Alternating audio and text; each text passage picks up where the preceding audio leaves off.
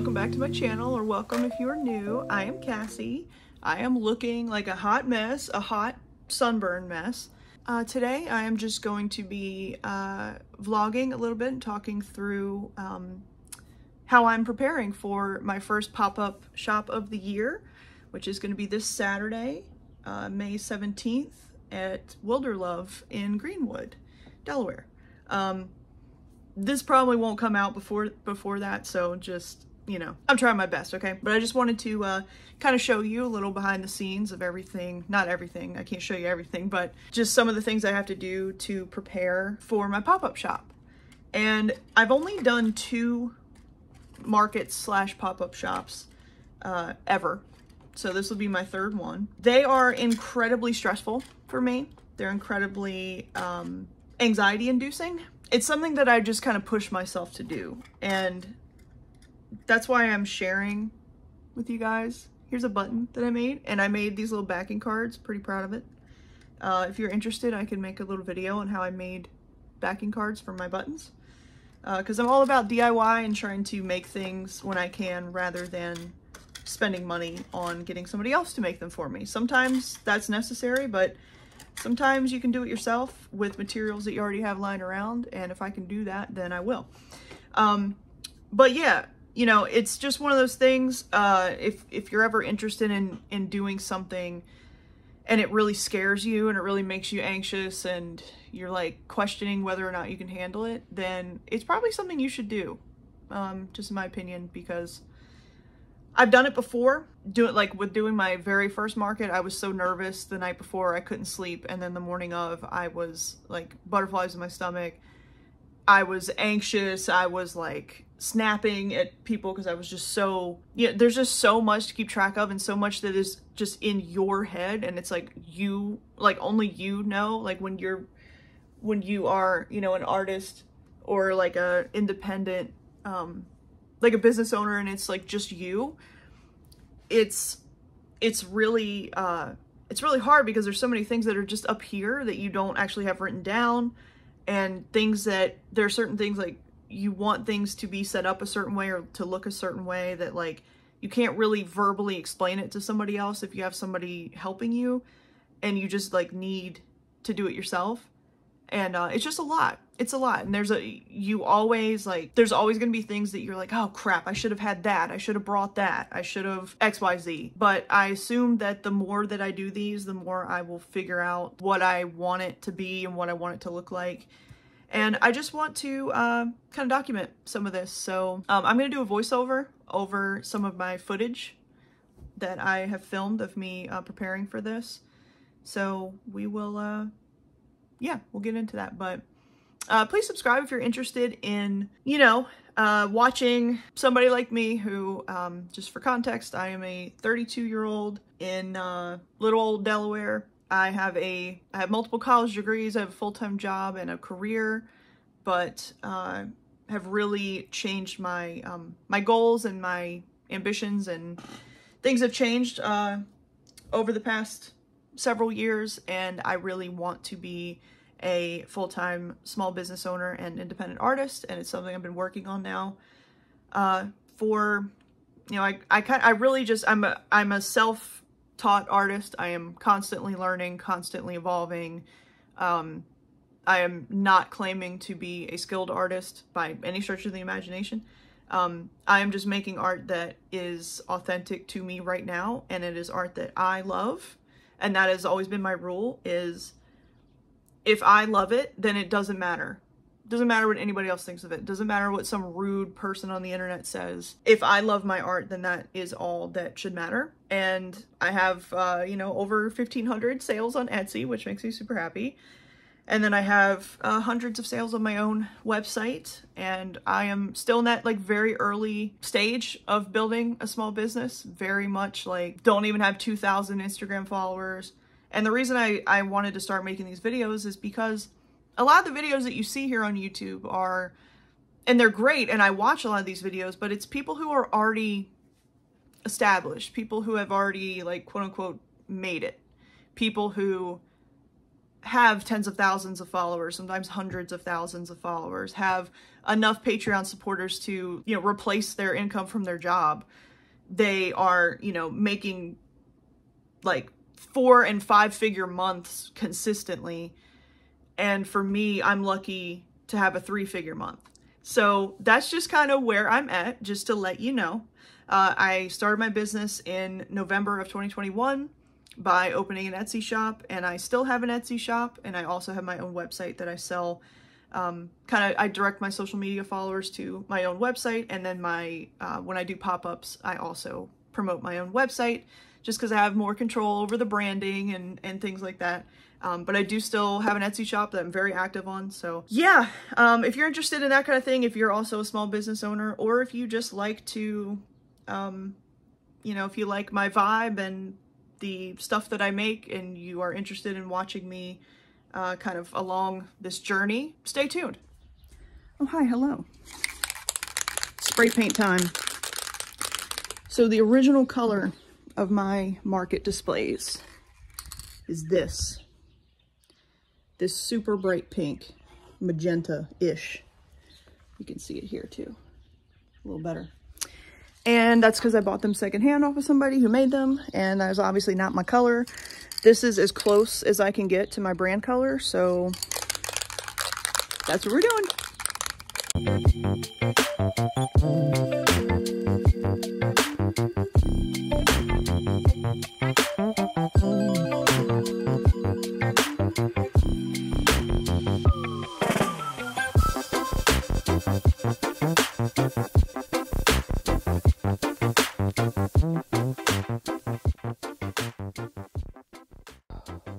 Okay, we are mostly finished. Still got some wet spots there, but the purple, it actually looks a little different in person than it does on camera. Like, actually a lot different. So I'll show you in the sunlight tomorrow. But I am pretty happy with it. That god-awful pink is covered up. We're good to go. This is the old pink. I only need one for markets. I found that having two was actually too crowded on the table. It was too much.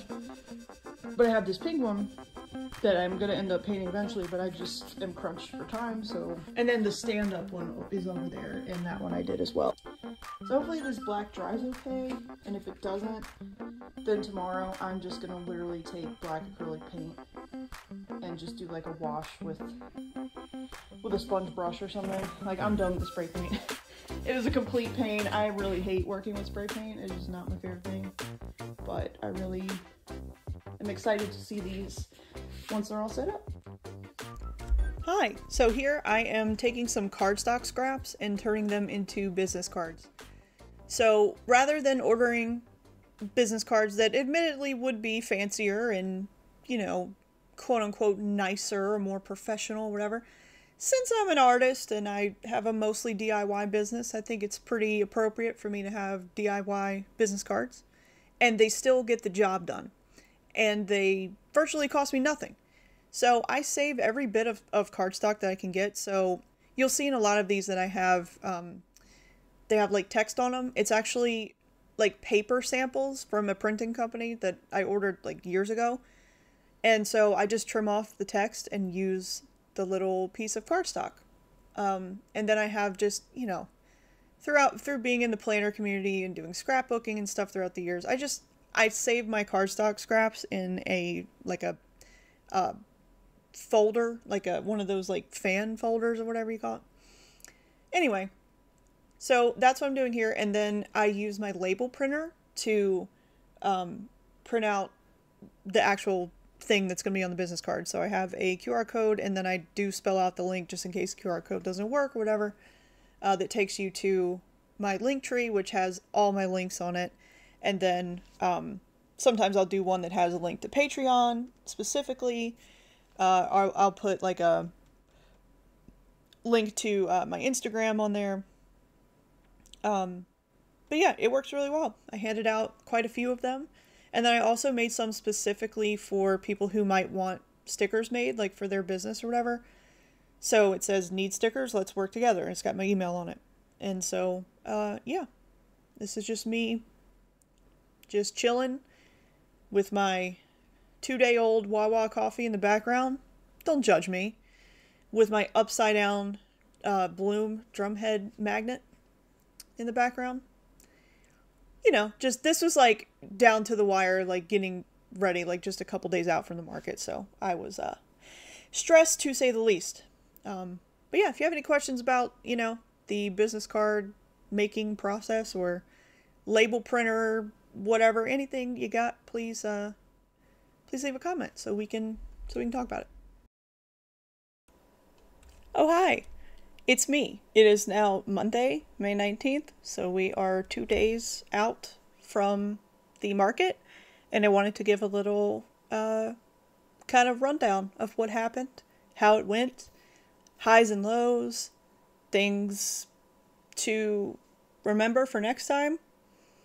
First being, record more footage with everything that happened and like everything I had to get ready for, because of course I waited till the last minute to do a lot of stuff because that's just how I am.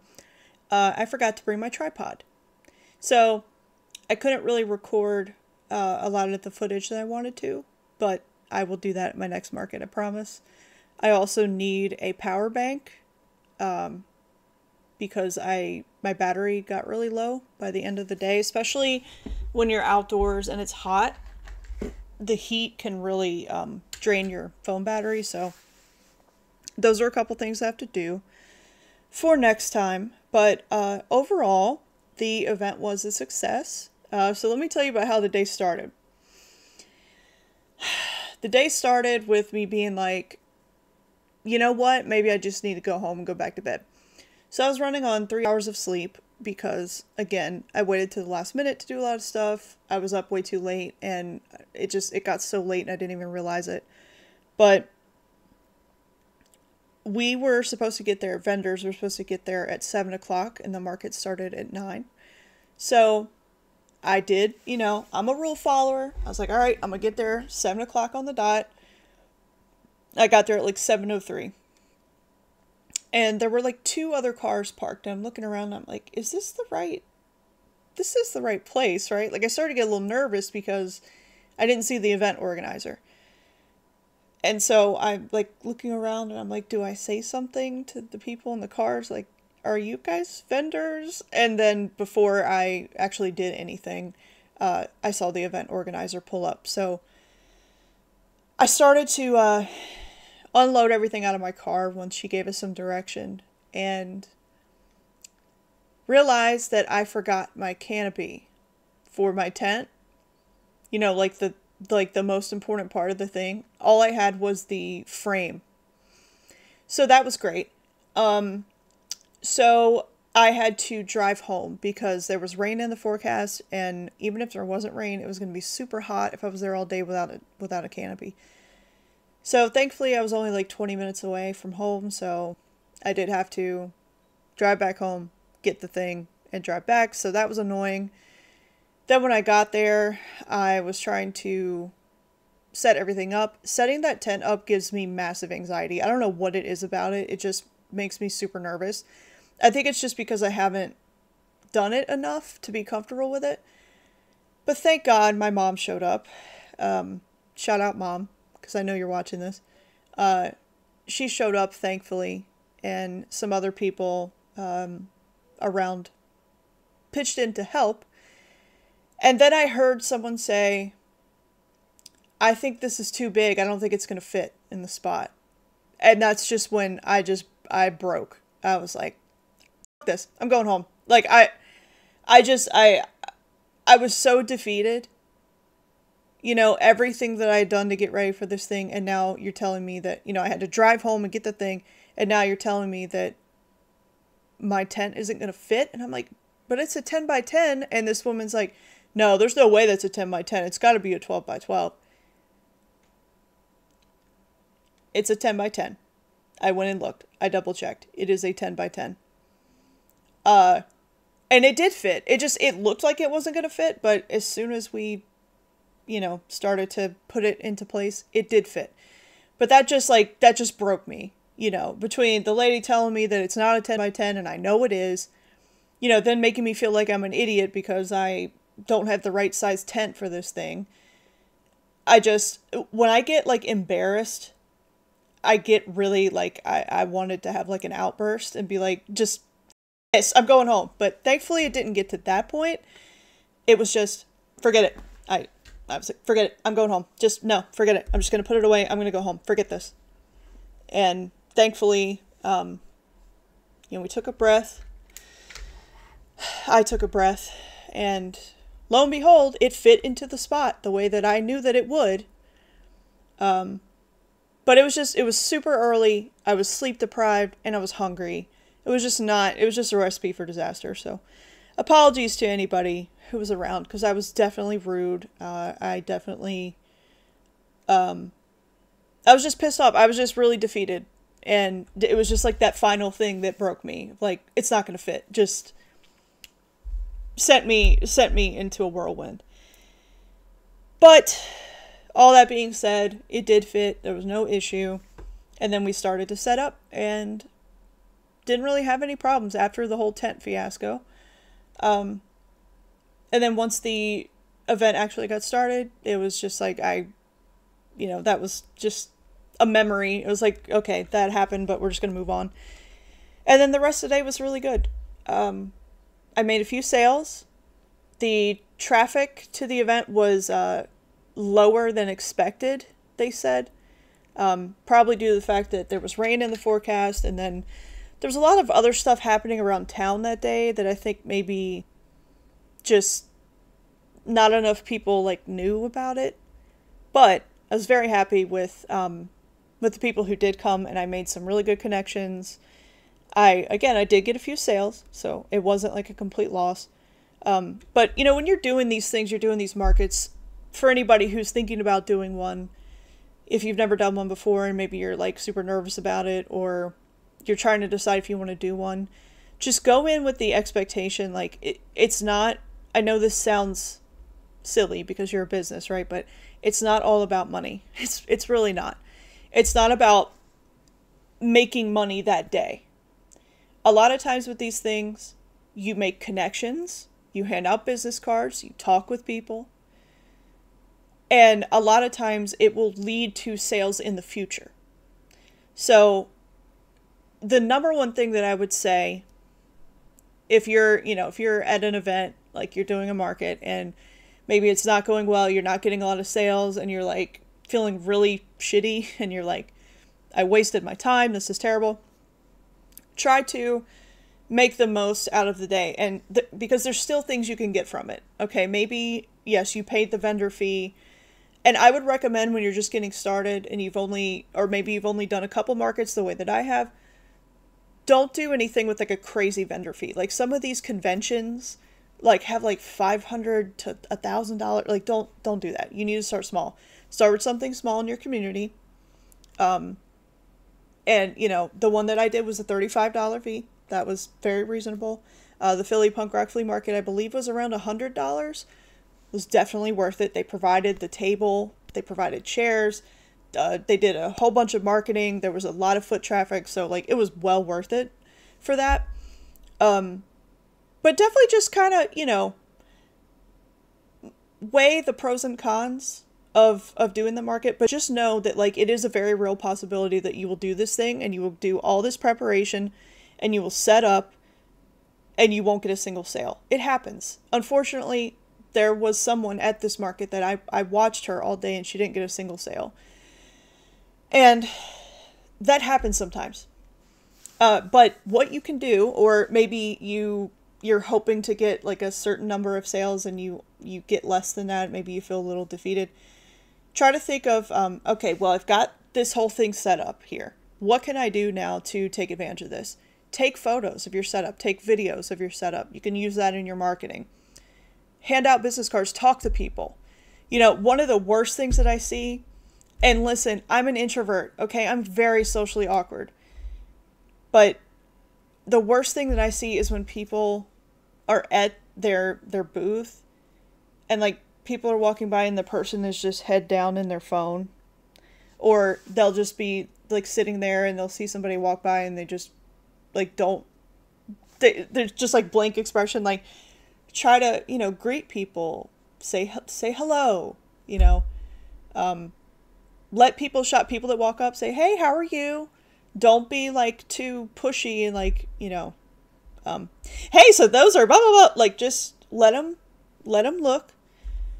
And then if they're there for kind of a while and it looks like they might have questions, you can always say like, hey, if you have any questions, just let me know, you know, but just like, try not to be just at your booth, just with your head down on your phone. It just, as a customer, it just looks really like you don't want to be there.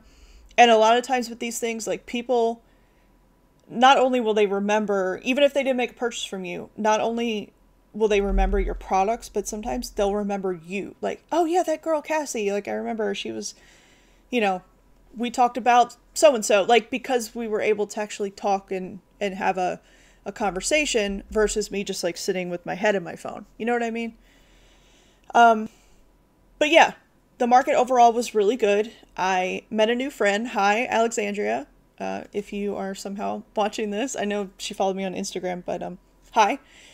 I made a new friend. I met some people. I saw some people that I knew that got to, you know, say hello to, and then the owners of my favorite coffee shop actually purchased something as a gift for someone, so that made me super happy. And yeah, made a few sales with a couple families. It's funny how you just like, you never know the type of people that are going to come to these things. And I saw a family coming up and I was like, these are my people. Like, it was a mom and like 2 or 3 kids. And the mom had like I saw she had like a skeleton hand doing like rock on, like devil horns. And it said like, I forget what it said. It said something on it. And then she had a little, her little crossbody bag was like, it had bats on it. And I was like, okay, this is it. And they did end up making a purchase. It's funny how like you never know what kind of people are going to come to these things. The truth is, there are alt people everywhere.